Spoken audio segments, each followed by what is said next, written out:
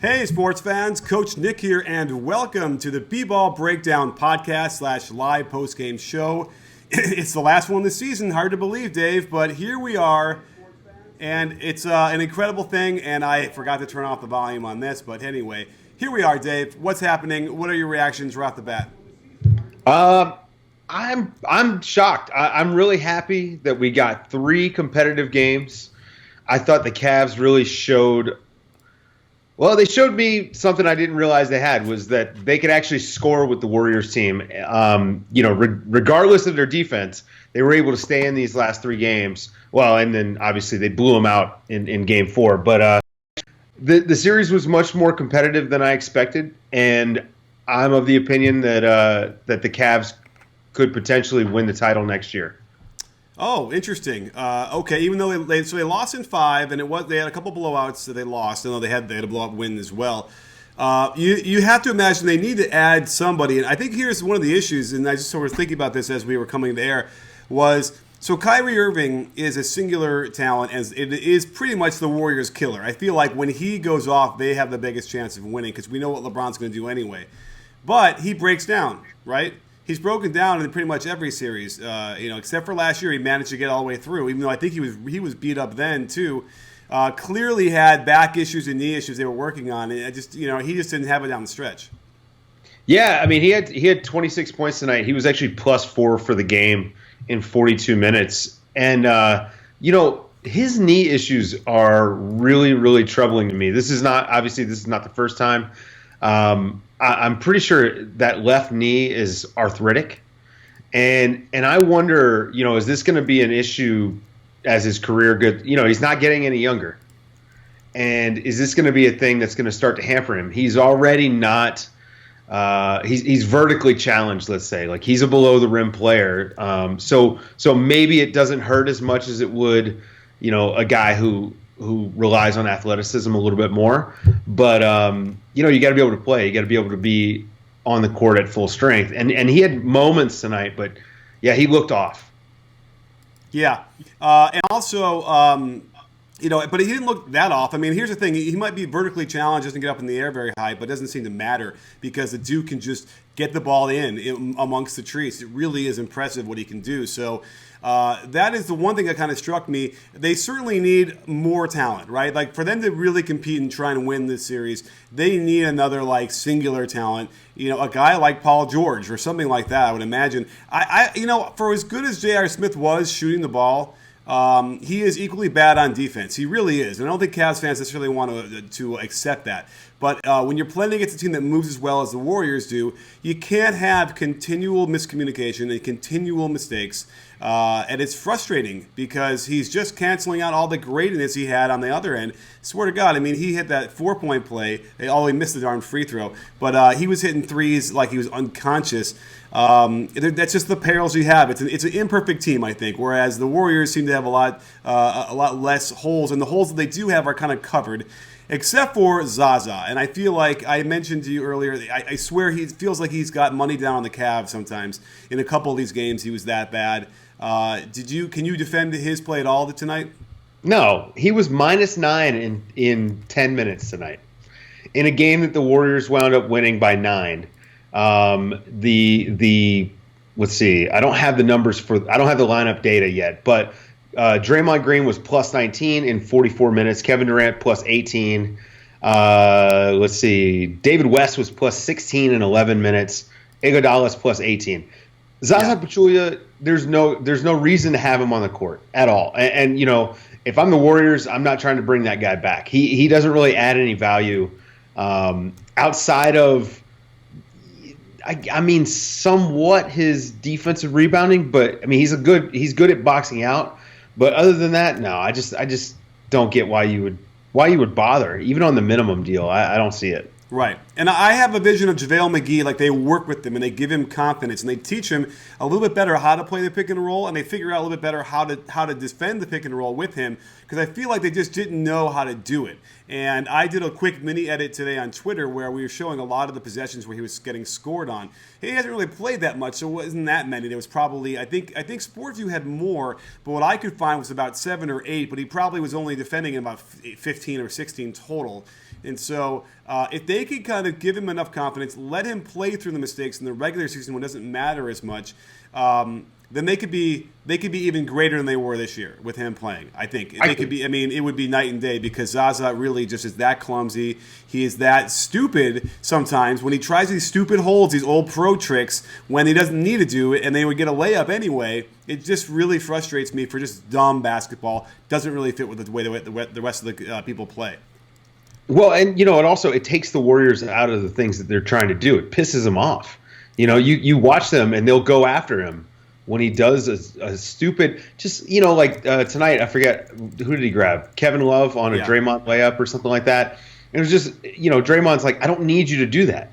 Draymond's great at hitting the dump off. I'll tell you, the other thing about the JaVale versus Zaza thing, Bogut was an underrated lob threat. He was actually good at catching the lob. And I think that, that vertical spacing, like if you're going to start a traditional center on this team, it needs to be someone who can, you can throw them in a pick and roll and they're a lob threat. You need that vertical spacing. That helps, since you've got a non-shooter, that helps get that lineup to be more death-like than not. And so I think that that's the difference between JaVale and Zaza. So, yeah, I'm with you on JaVale being the primary starter next year. But that's stuff we get to talk about all summer. Sure. Because let's talk a little bit about today. So I think that what ended up happening offensively for the Warriors, and probably I think that they were probably frustrated that they had to do this, was they really just turned to the Curry KD pick and roll almost exclusively. It felt like, right? They just ran it to the ground, and rightfully so. I mean, Iguodala had 5 alley-oop dunks or something crazy like that. It seemed like that. They could not stop that at all. And I feel like, the Warriors don't run pick and roll. That's not their thing. They're one of the lower teams in the league that actually does it in terms of, percentage of time. But, when push comes to shove and you got to deal with that pressure and the physicality, you just got to go with what's going to get you there. And that's what happened. Well, for all of our haranguing about Steve Kerr not making in-game adjustments, not putting Steph and KD in pick and roll more and letting them work with the ball in their hands. So they break it out tonight, and what do you know? It works. Yeah. Now this game wound up being close, and I'm going to put all of that on Zaza Pachulia. I don't think that this game is within 15 points if he doesn't play. The Cavs, were lucky to get those 10 minutes with him on the court. But what we saw tonight was Steve Kerr. I think he made a conscious decision to save that stuff, to save, going with the death lineup more, to save the Curry KD pick and roll, to save it for when they actually needed it, which, if I were them, it would have been in game 4, but, what do I know? And the other thing I noticed was that they started the fourth quarter with KD and then snuck him a rest, like you and I have been saying for the whole playoffs, basically. So, glad to know that before games, they're able to make adjustments. Now we need to see them do it during games. Right. Well, and we also, we did not see, I don't think, any moment where they didn't have either Steph or Curry or KD on the floor at the same, one of them on the floor at any one time. And that was what you were saying, because they had Curry on the bench start the fourth quarter with KD out there, and then they snuck him out, but they had Curry out on the floor, so it worked out fine. I think you're right. Without Zaza doing his stuff, it's not the game isn't as close. But you dance with the guy that brought you there, or the woman who brought you there, and I'm sure that's what they were kind of sticking to. But either way, I think what came back to haunt the Cavaliers, as we've been harping on ad nauseum, is their transition defense just never got better. And whenever they could get a chance to run, it was over. And I think that would be an interesting breakdown too. The amount of, every time they ran, the percentage of fast breaks versus how many points they scored had to have been very high. There were just moments in those games when they just stopped fast breaking, and the Cavaliers were able to close the gap. Yeah, there were a couple of possessions, like they were either back to back or within, 2 or 3 possessions. Kevin Durant got a wide open dunk on a miscommunication with LeBron and Kyrie, and then Andre Iguodala snuck behind LeBron again, miscommunication. No one called him out, and this is the kind of stuff that you and I pointed out all year. It is impossible to make up for bad habits just because you're deciding to try harder. Communication is all, like on defense, is all about the habits that you develop during the regular season. And hopefully the Cavs realize this after this playoff run and next year go into it thinking, hey, maybe we need to try a little bit harder and work on these things during the season rather than just, coast like they did. I agree, and I also think that I think that there's a mindset there. You have LeBron, and you're invincible, and you want to rest and all these different things. Because again, I have a hard time picturing an NBA practice like in February, practicing transition defense, right? That you're going to wear. That's tiring. You're going to wear them out. You're going to run. But again, it's those weird things that they needed to do it. And I also think that again. You had brought it up a little bit earlier at some point a couple of weeks ago where you felt like they really did tank to avoid Washington. And I kind of really, the more I think about it, the more it kind of felt like you were right. I mean, it seems diabolical in some weird way. How could they really have pictured all that happening the way it did? But it seems like that was correct. Yeah, I mean, and it was smart. It was smart. I mean, the only challenge they would have gotten in the East, I think, is from the Wizards. Because the Wizards really were kind of built with them in mind. I mean, they matched up really well, as we saw during the regular season. So, yeah, I think it was a great move. And again, the Cavaliers, they shocked me. They really did. I mean, I thought it was going to be a sweep, and I thought it wouldn't be close. Now, not that 5 games and 4 games is that big of a difference, but the reality is that these last 3 games – to me, were a little bit more demonstrative about the gap than the first 2.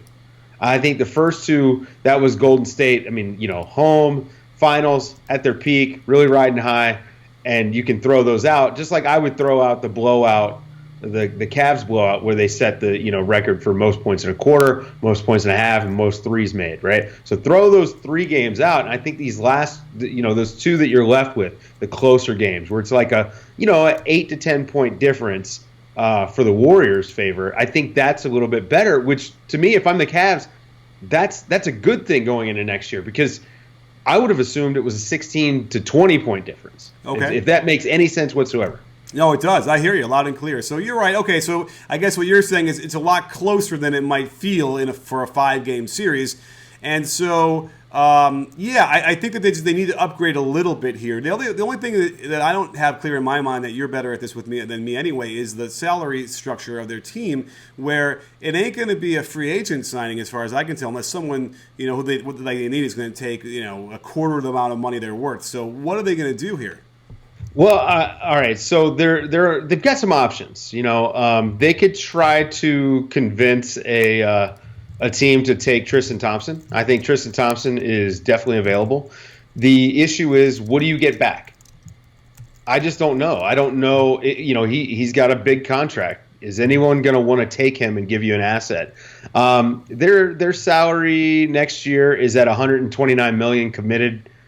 Right now, the cap is going to be 102, so they're already above the cap. So they're looking at mid-level exception, minimum deals, things like that. Darren Williams might come back now. I had thought that he made himself some money with his play during the season, because he was pretty good. But okay. I think the way he played in the finals, he may be coming back. So maybe they keep Darren Williams. Channing Frye will be in the last year of his deal. Maybe they move him, try to get some more pieces. Don't know if Richard Jefferson's coming back. Let's see. JR, they still got JR for 3 more years at, it'll escalate up to about $15 million a year. So they are kind of strapped for cash. They can't really go out and just say, hey, Blake Griffin, come sign with us, right? They're going to have to make some trades.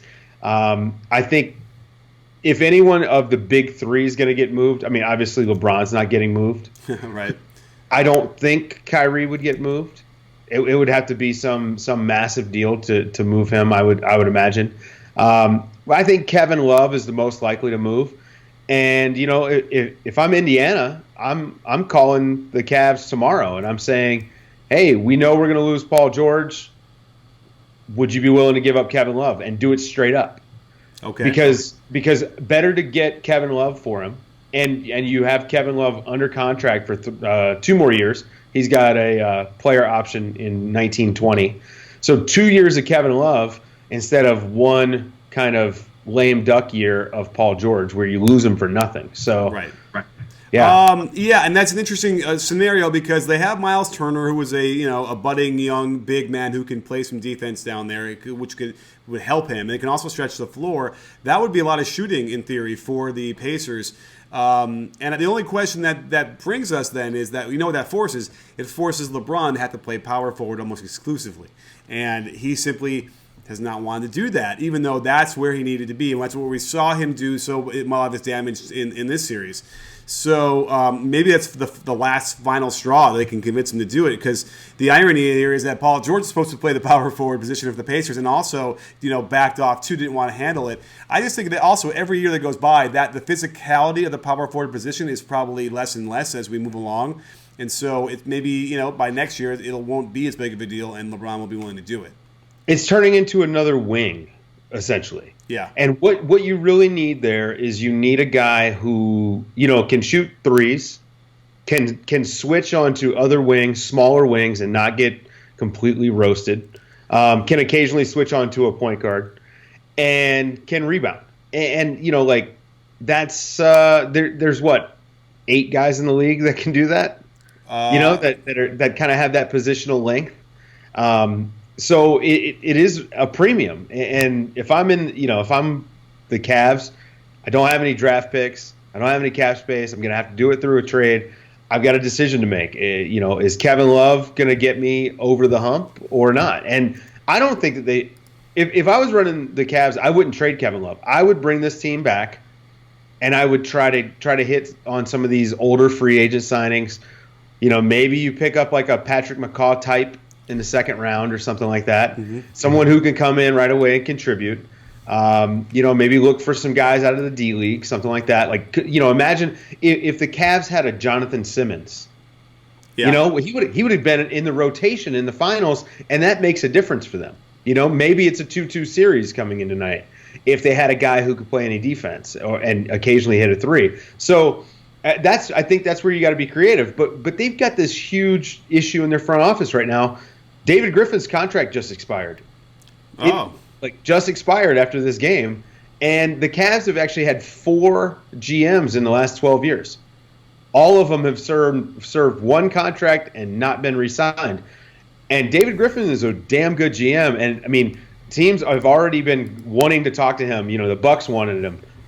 They haven't hired anyone yet. The Magic wanted him. They've already hired someone. But there's, if David Griffin's available, he's got options. He's got places to go. So, they've got to figure out that thing first. I mean, we got the draft coming up next week, and are they going to try to make a move? Maybe they try to make a move and move up in the draft to try to get a younger guy who could come in and contribute. I don't know. Their options are limited because they're a cap sheet, but I still like this team. I think that if it's me, I'm like, let me see if I can get an impact guy in the mid-level or the room exception, try to sign some minimum guys and go that route and run it back. And, you never know. Maybe Durant gets hurt. Maybe Curry gets hurt. Maybe Draymond gets hurt, something like that. And then next thing you know, we're switching this conversation around and we're talking about the Warriors. What are they going to do this summer, Yeah, well, a lot of things there.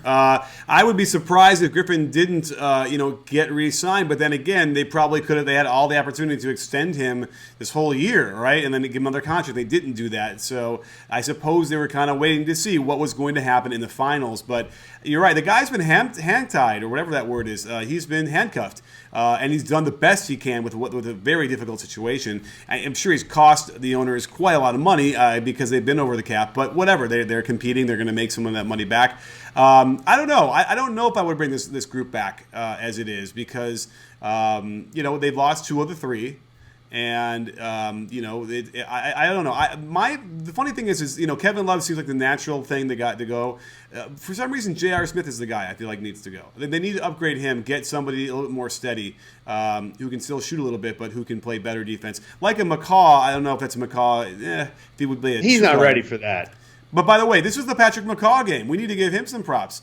He was the guy in that Phil Jackson mode. You throw in like the Bobby Hansen who comes in and hits a couple shots, plays some defense, did really well. They had that one bogus call on him on a cross screen, and I tweeted it out, and people didn't even quite get what I was trying to say. But basically, you have a rookie in there who's unheralded and people know him. They're just going to throw him a foul for breathing on somebody. But either way, it's really been exciting to watch a guy like that, and that's the culture, and that's the player development that they have there. Here's a kid that everyone had a chance on, nobody wanted to touch, and I'm telling you, he's going to be better. I think he could be better than Iguodala ultimately. Oh, yeah, I mean, I think he's definitely, the talent is there.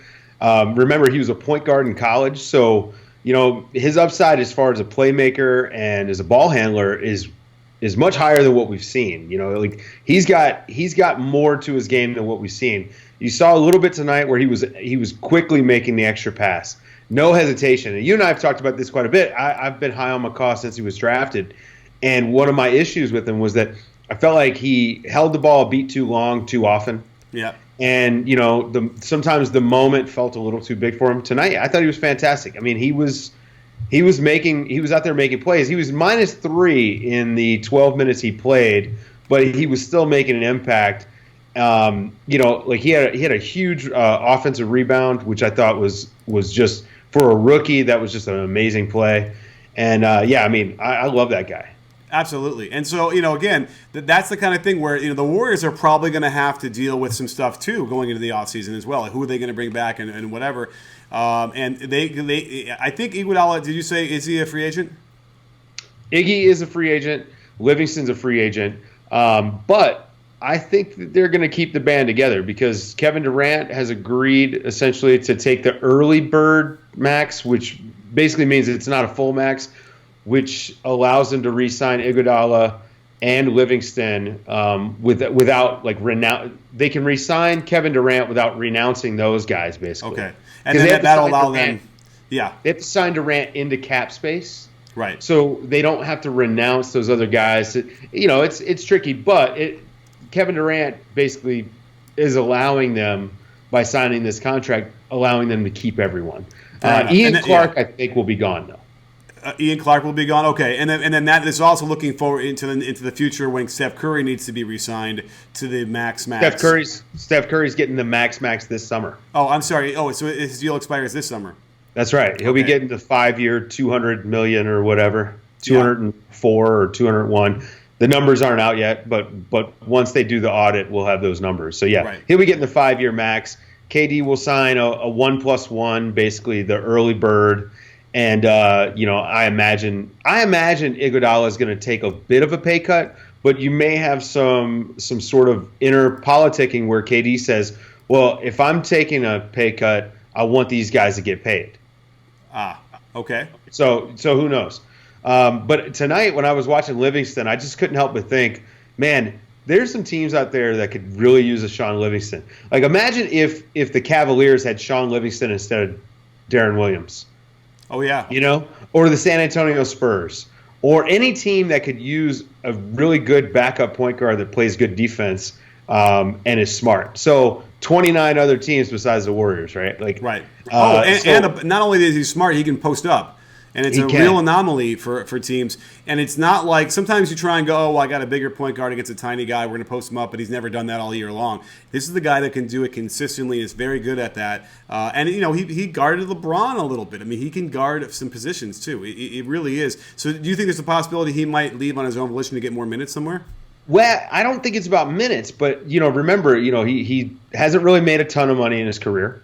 And this could wind up being, he's 31, I believe. And this could be the last kind of decent deal he's able to get. So there's a chance someone comes in and says, hey, we'll give you 11 or 12 million to come play here. Some team that, like the Nets, that just has empty cap space and could use a culture setter like a Sean Livingston, something like that. That would be a concern if I'm the Warriors. Can Can I hang on to him? Maybe the Timberwolves. The Timberwolves to me are a dark horse for Iguodala. If Iguodala is not willing to take a little bit less, I think the Timberwolves could come in and offer Iguodala something in the 14 to 15 range, just to try to get, again, a culture setter, good defender. You overpay a little bit for that when you've got space and you've got young guys.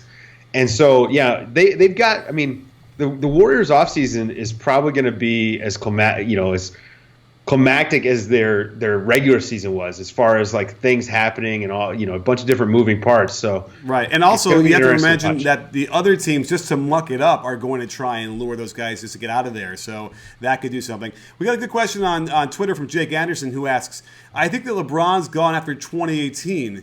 Cavs have no resources. Guessing you're in agreement. If so, where's the number one landing spot?" So, do you think it's possible that LeBron is going to make another decision? I think it is possible. I mean, look, he came home. There's a big story that came out this week. His family couldn't believe that he was going to play for Dan Gilbert after the Comic Sans letter. When he was coming back, he was trying to engineer a franchise trade where the Pistons ownership and the Cavs ownership basically traded. Oh, did you not read about this? No. When did that happen? You have to check it out. It's an interesting idea, and I mean, you want to talk about a power play? That's a power play. I think he won the championship. I don't feel like. Look, I've never felt any of these players owe anyone anything. They work. They do their best, I guess. They work. They get paid, and that's it. Like, it's their job. You don't owe anyone anything. But if you feel like you're a part of a community and you owe them a championship, well, guess what? He won a championship. So if LeBron wants to leave to go to greener pastures or to extend his championship window, he'll be 33 next season. He'll turn 33 next season. So, I mean, he's going to opt out. I think that there's a chance. I mean, I look at a team like the Lakers. They'll have space. They'll be on their way up.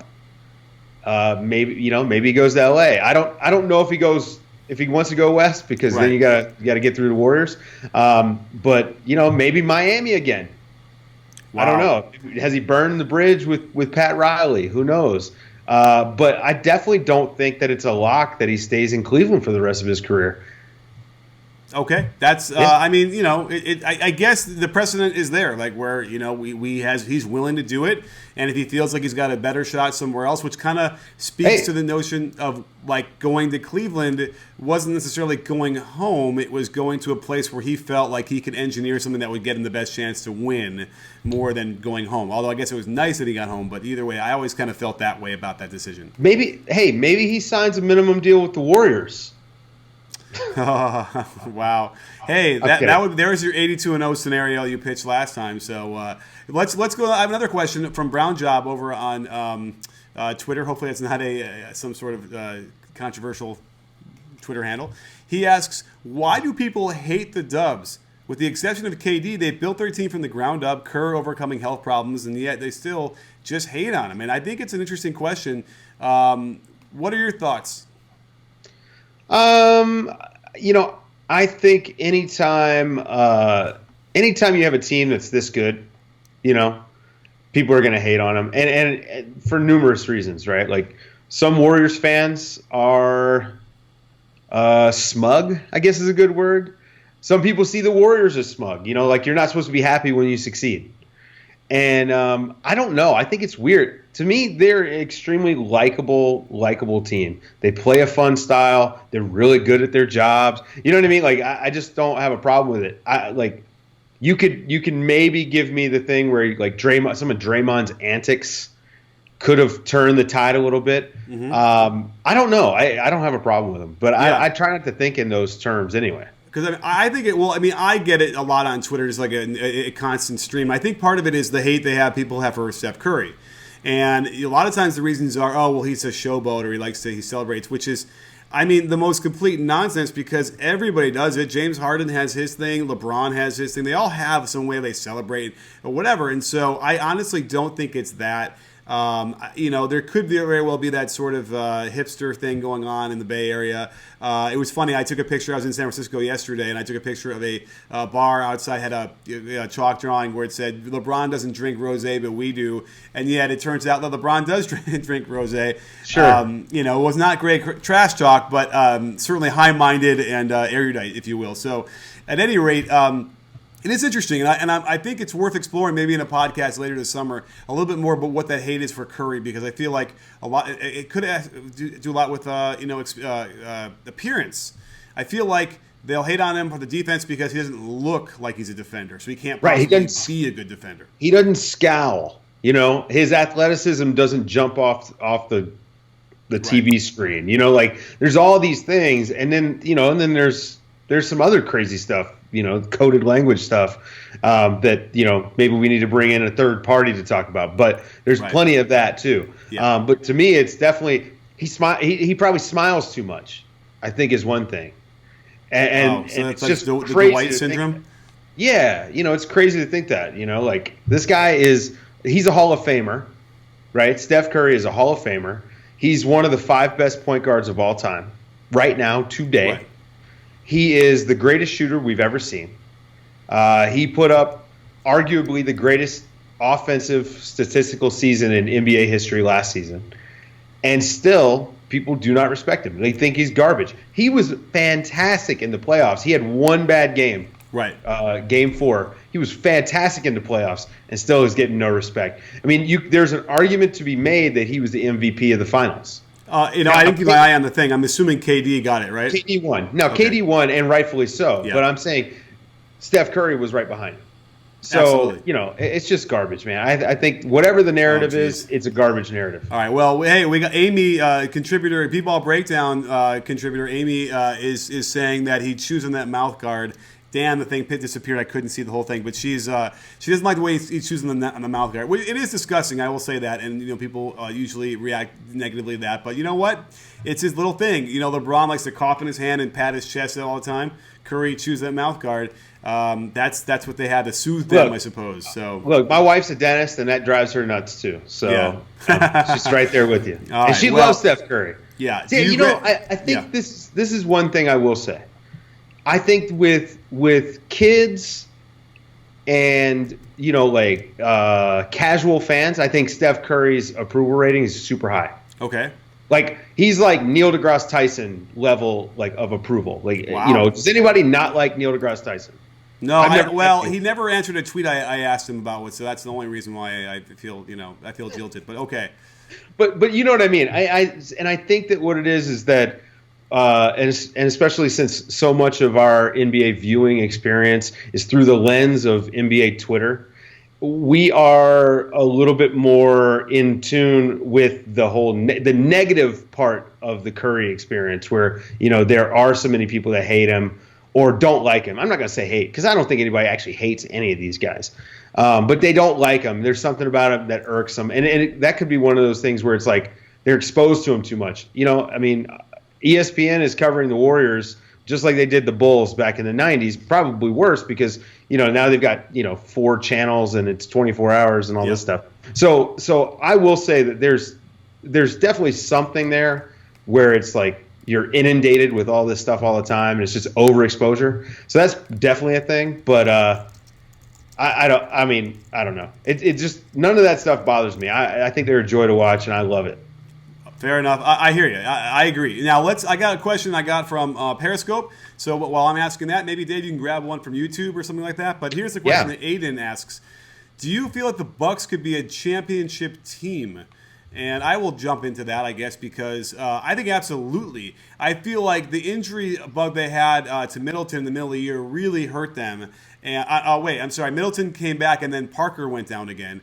And if they could get that healthy and playing for a full season and maybe grab one more player to kind of complement everyone else, like a solid NBA player, I have no doubt that they are going to compete with Cleveland if they keep that team together. I think that they can offer a lot against them, especially because Giannis is a guy who they kept, the way it matches up, LeBron has to guard him.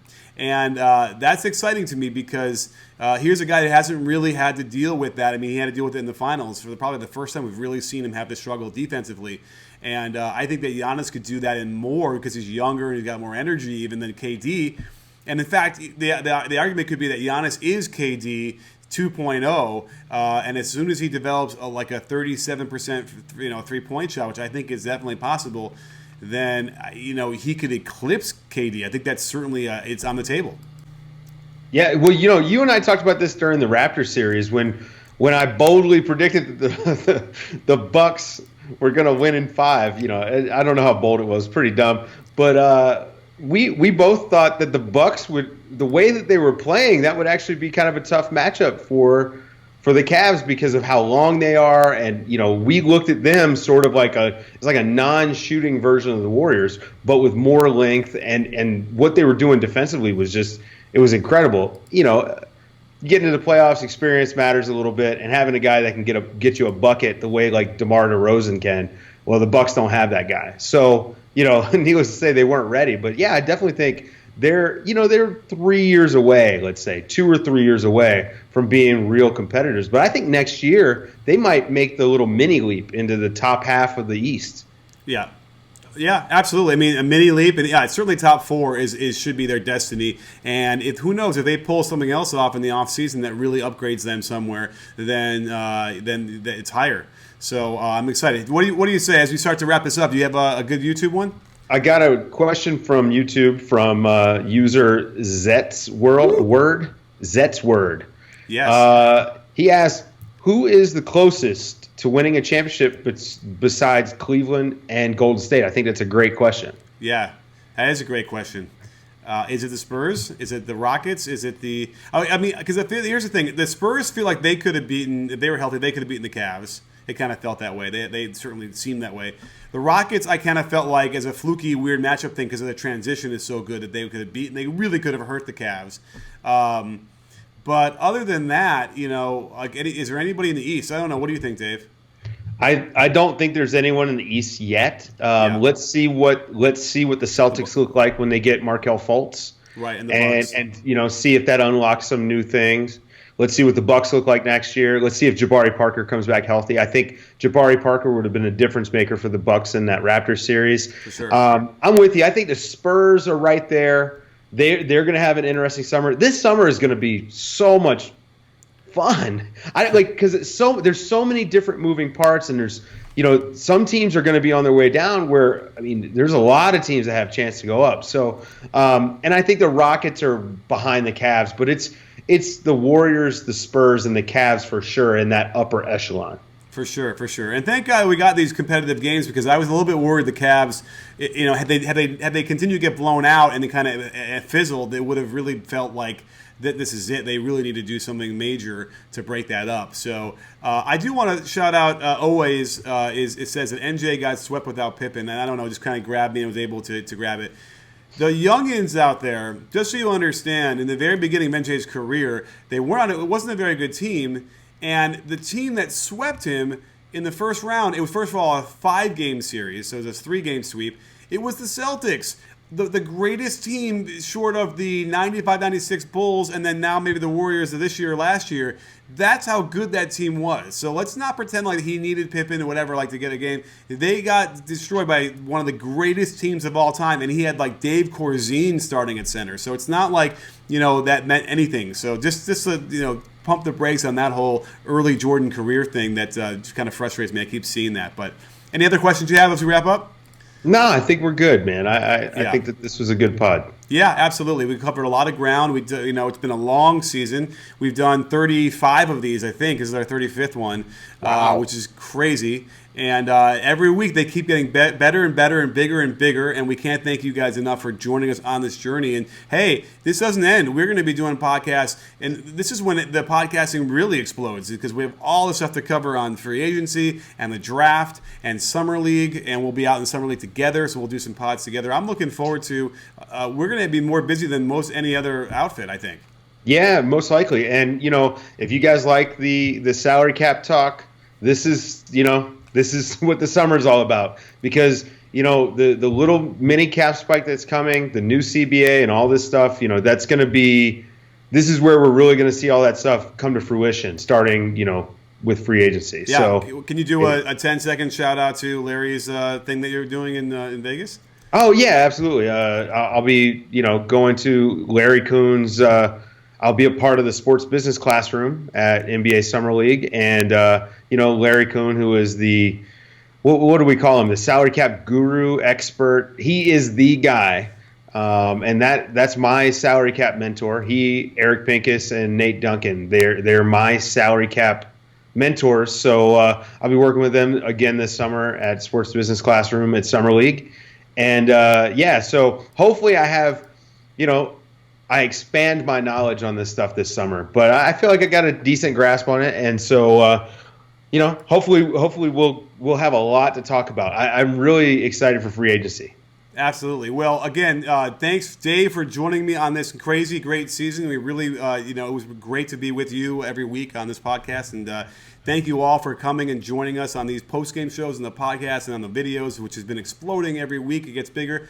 And thanks for everything. I can't wait to keep it up over the summer. And let's do it here. Don't forget, sports fans, at BBallBreakdown, we're not a channel. We're a conversation. You in? Are you in, Dave? Yes, I am.